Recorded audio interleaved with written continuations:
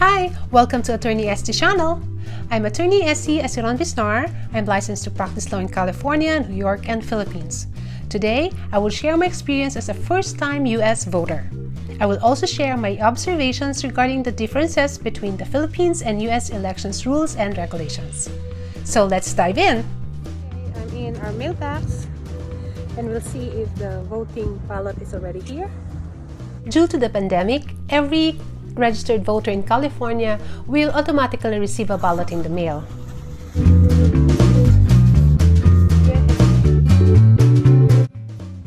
So, what's inside the envelope?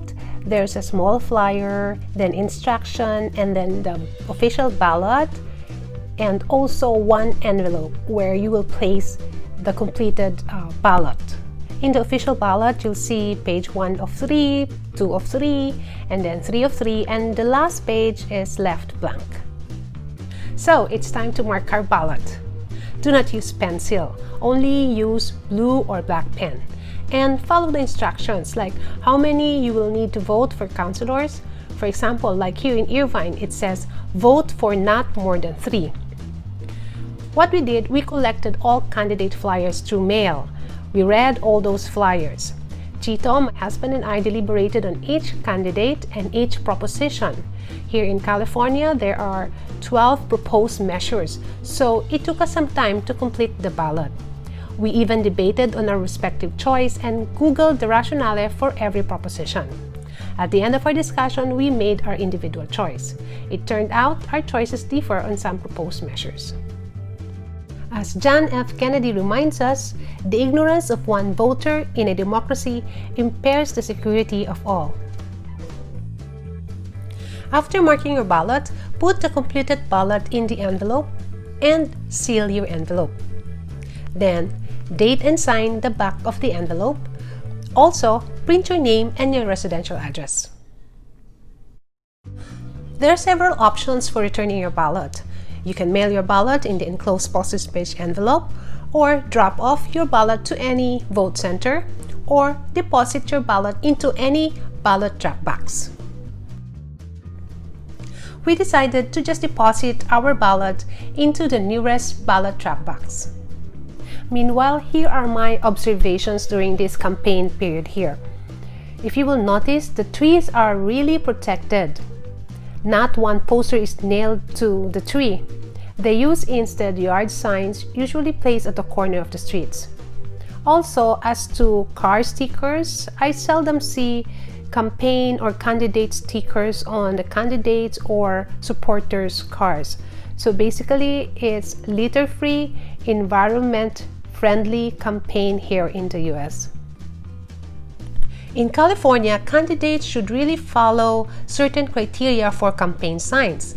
Plus, they should not post signs within the right-of-way of any highway or be visible within 660 feet from the edge of the right-of-way of a classified landscaped freeway. They are very strict with these rules. If there are violations, the Department of Transportation will remove the sign, call the person who has certified that they are responsible for their campaign signs, and bill them for the removal of those signs. Aside from the state sign laws, some cities also enact their own sign laws with more serious penalties. Like for example, in New York City, penalties for first-time offenses are $10,000 each, and subsequent violations are $25,000 each. No wonder candidates strictly obey these laws. Now we're here, so it's time to deposit our ballots. But we should be very careful because last week, according to the news, the Republican Party officials placed unauthorized ballot drop boxes in Fresno, Orange, and Los Angeles counties. So since we're from Orange County, we have to really check this ballot box. And as we checked online, ocvote.com, this is an official location and this is an official ballot drop box.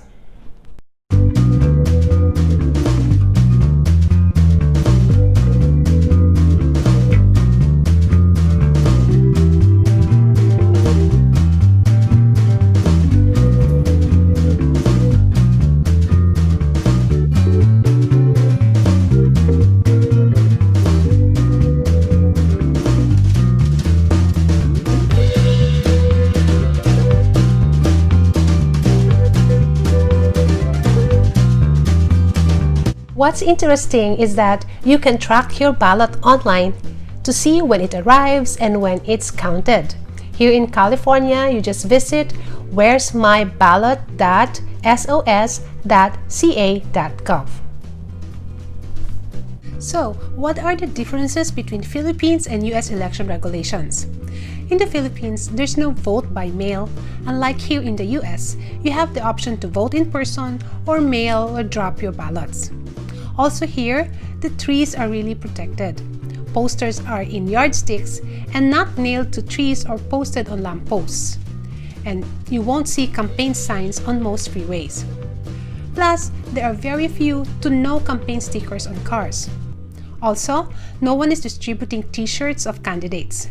In fact, you barely see someone wearing a candidate's t-shirt in the grocery stores.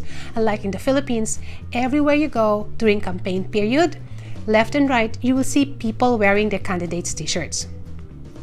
Also in our area, I haven't seen a local candidate doing house to house. Some supporters will knock at your door only to deliver flyers. You will know more about a candidate from their flyers mailed to your address or from their websites or social media accounts. So basically, you vote for the candidates based on their qualifications and experience and not because you were able to shake their hands and see them in person. How I wish Philippines will have an election reform so that candidates won't need to spend much during elections for tarpaulins, for t-shirts, stickers, for campaign jingles, etc., etc. That way, they will not try to recoup their elections expenditures when they get elected. May iwasan kahit papaano ang korupsyon. If you like this video, please click the thumbs up, comment below, or share this video. If you haven't done so yet, please subscribe to this channel.